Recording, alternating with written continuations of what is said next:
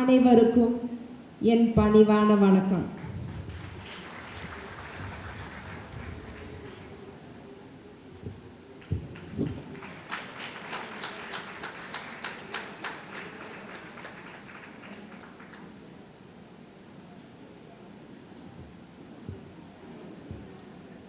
என் முதல் அடையாளம் புரட்சி தமிழன் சத்யராஜன் மகள். எங்க அப்பா தான் எனக்கு உயிர். அதனால அந்த அடையாளம் எனக்கு பிடிச்சது. ஆனால் நமக்கெல்லாம் ஒரு தனி அடையாளம் வேணும். நான் வேலைக்கு சேர்ந்து ஒரு ஊட்டச்சத்து நிபுணர் ஆனதுக்கப்புறம் ஊட்டச்சத்து நிபுணர் திவ்யா சத்யராஜ் அப்படிங்கிற அடையாளம் வந்தது. அது எனக்கான தனி அடையாளம். அந்த அடையாளம் எனக்கு ரொம்ப பிடிச்சது. இப்போ ஒரு புது அடையாளம் வந்திருக்கு. டிஎம்கே திவ்யா சத்யராஜ். திமுக திவ்யா சத்யராஜா இருக்கிறதுல நான் ரொம்ப கர்வப்படுறேன், ரொம்ப பெருமைப்படுறேன். பெண்கள் கேள்வி கேட்கக்கூடாது, பெண்கள் சாதிக்கக்கூடாது அப்படின்னு நினைச்ச மத யானைகளை வீழ்த்திய மாபெரும் தலைவர் டாக்டர் கலைஞர்.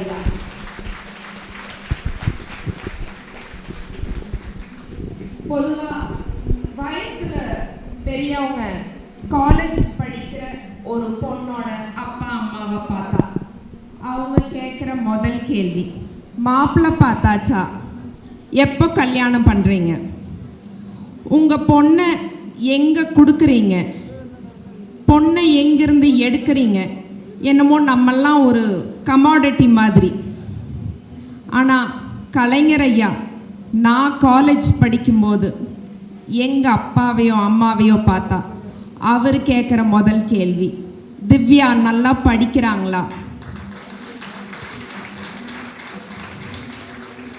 நல்லா படிக்க சொல்லுங்க, பாட புத்தகம் மட்டும் படித்தா பத்தாது, மற்ற புத்தகங்களும் படிக்க சொல்லுங்க அப்படின்னு தான் சொல்லுவார். அவரை பற்றி நிறையா விஷயங்கள் பேசலாம். ஆனால் என் மனசில் நின்ன முதல் விஷயம் இதுதான். பெண் கல்விக்கு உயிர் கொடுத்தவர் முத்தமிழறிஞர் டாக்டர் கலைஞர் ஐயா.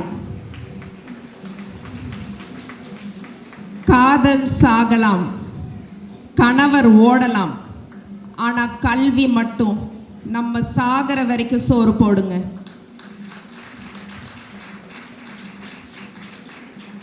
பெண்களுக்கான சொத்துரிமை, பெண்களுக்கான இடஒதுக்கீடு, பெண்கள் சிந்திக்கணும், பெண்கள் சிரிக்கணும், பெண்கள் சாதிக்கணும் அப்படின்னு நினைச்சவர் தான் நம்ம கலைஞர் ஐயா.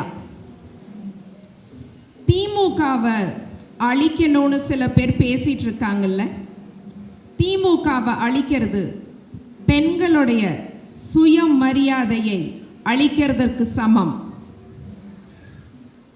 எங்க எல்லாரையும் கொன்னு புதைச்சாலும் திமுகவை அழிக்க முடியாதுங்க.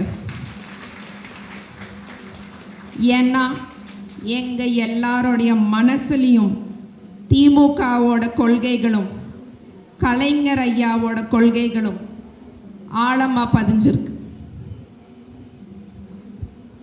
நம்ம கழக தலைவர் திராவிட நாயகன் திரு மு.க. ஸ்டாலின் அவர்கள் ஆட்சியில் தமிழ்நாடு மற்ற மாநிலங்கள் பார்த்து பொறாமைப்படுற அளவுக்கு பொருளாதார வளர்ச்சி அடைஞ்சிருக்கு. நம்ம தலைவரோட காலை உணவு திட்டம், புதுமை பெண் திட்டம், இல்லம் தேடி கல்வி, மக்களை தேடி மருத்துவம், இதெல்லாமே அற்புதமான திட்டங்கள். நான் எதிர்கட்சிகள் கிட்ட ஒரு கேள்வி கேட்குறேங்க. நீங்கள் இவ்வளோ திட்டங்கள் சொல்ல வேண்டாம், இன்னும் நிறையா இருக்குது. ஒரு 2 திட்டமாவது மக்களுக்கு பண்ணுற திட்டங்கள் நீங்கள் சொல்லுங்கள். உங்களால் சொல்ல முடியாது. ஏன்னா திமுக கவர்மெண்ட் பற்றி விமர்சனம் செய்யறக்கே உங்களுக்கு நேரம் கரெக்டாக இருக்குது. அதனால் மக்களை பற்றி யோசிக்கிறதுக்கு எதிர்க்கட்சிகளுக்கு நேரம் இல்லை. தமிழ்நாட்டில் ஒரு புயல் வருது, தமிழ்நாட்டில் ஒரு வெள்ளம் வருது. ஒரு பிரதமர் எதுக்குங்க போகணும்? நார்த் இந்தியாவில் பிரியங்கா சோப்ரா மேடம் கல்யாணம் வருது, அம்பானி சார் வீட்டு கல்யாணம் வருது. பிரதமர் இங்கே வரமாட்டாருங்க, அங்கே தான் போவார். நம்ம எதுக்குங்க அவருக்கு ஓட்டு போடணும்? பிரதமருக்கு தெரிஞ்சதெல்லாம் நீட், ஹிந்தி, ஜிஎஸ்டி, பானிபூரி இதெல்லாம் தான்.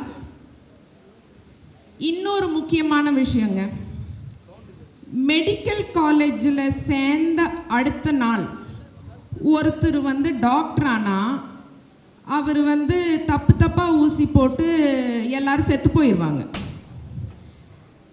அதே மாதிரி அரசியலுக்கு வந்தோடனே யாரும் துணை முதலமைச்சரோ ஆக முடியாது. நான் ஒரு எக்ஸாம்பிள் சொல்கிறேங்க. நம்ம மாண்புமிகு துணை முதலமைச்சர் திரு உதயநிதி ஸ்டாலின் அவர்கள், அவர் முதல்ல இளைஞர் அணியில் இருந்தார். அதுக்கப்புறம்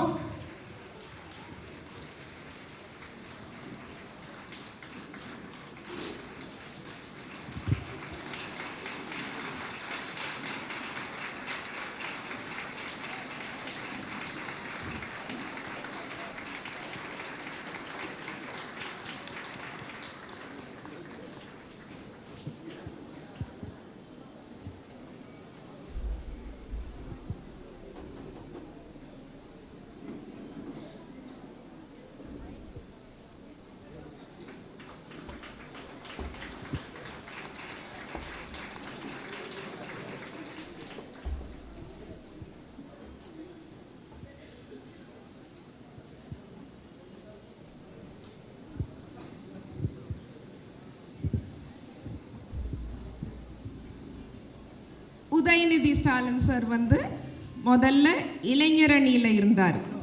அதுக்கப்புறம் மக்கள் ஓட்டு போட்டு எம்எல்ஏ ஆகி, நான் இந்த ஒரு வரி மட்டும் திரும்ப சொல்லிடுறேங்க, ஏன்னா சில பேருக்கு புரியாது.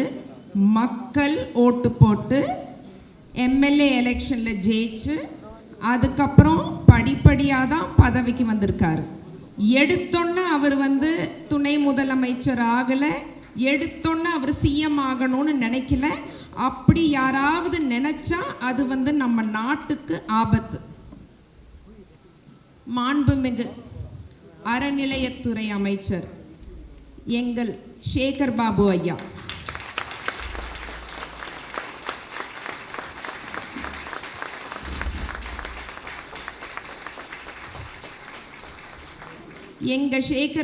ஐயா கடந்து வந்த அந்த பாதை ரொம்ப கடினமான பாதை. ஆனால் அவர் காலையில் எந்த அளவுக்கு எனர்ஜியோடு இருக்கிறாரோ நாள் முழுவதும் அதே எனர்ஜியோடு தான் இருப்பார். இப்படி ஒரு அற்புதமான மனிதரை சந்திக்கிறதுக்கு ஒரு வாய்ப்பு கொடுத்த எங்கள் அப்பாவுக்கு என்னுடைய நன்றி.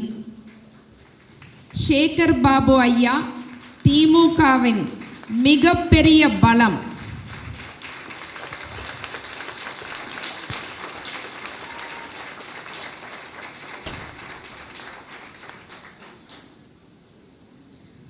மாண்புமிகு அமைச்சர் திருமதி கயல்விழி செல்வராஜ் அவர்கள் நம் மண்ணின் களப்போராளி. அவங்க மாதிரி துணிச்சலும் வீரமும் உள்ள பெண்கள் தான் நம் நாட்டின் சக்தி.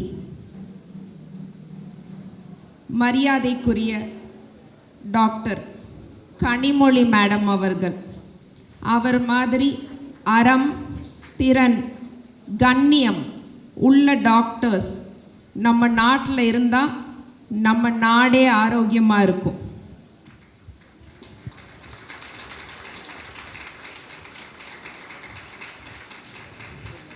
மரியாதைக்குரிய எங்கள் மேயர் பிரியாராஜன் அவர்கள்,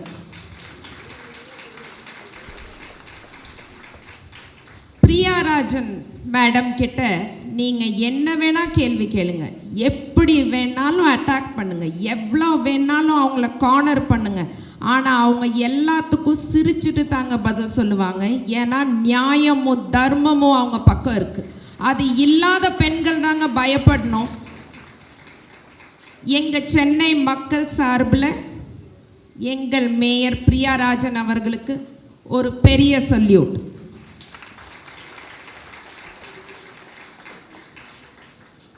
எங்கள் மகளிர் அணியின் தலைவர் திருமதி விஜயா அவர்கள் ஒரு புரட்சி பெண். Her motivation and determination will always be an inspiration.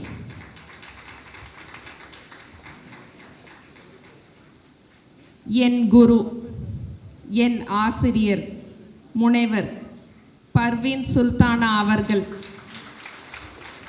அவங்களோட பேச்சை எல்லாரும் கண்டிப்பாக கேட்கணும், பெண்கள் கண்டிப்பாக கேட்கணும். அவங்களோட பேச்சை கேட்டால் நம்ம எல்லாரும் வாழ்க்கையில் ஜெயிச்சிடலாங்க.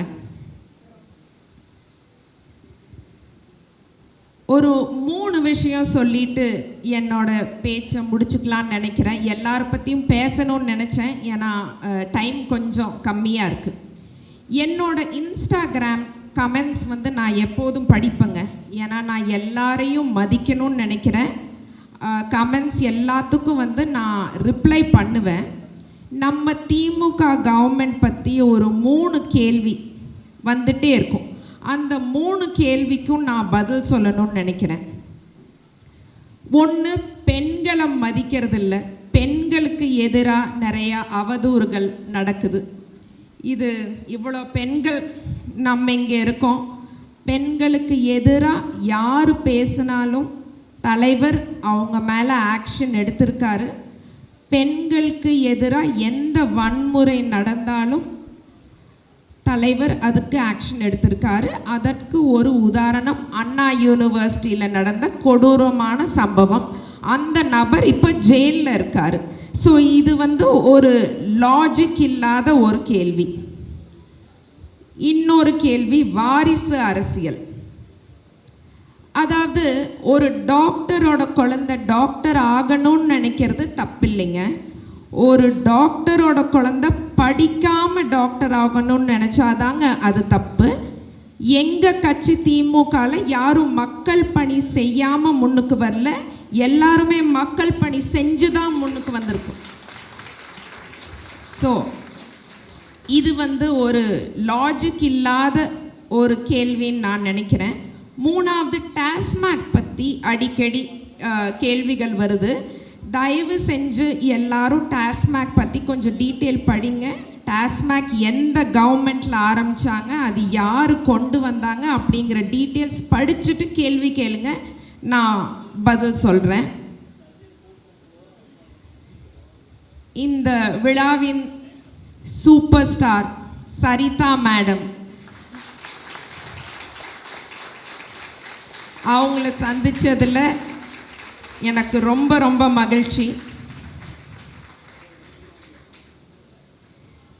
எத்தனை ஷா எவ்வளோ ஷோ காட்டினாலும் தமிழ்நாடு போராடும், தமிழ்நாடு வெல்லும்.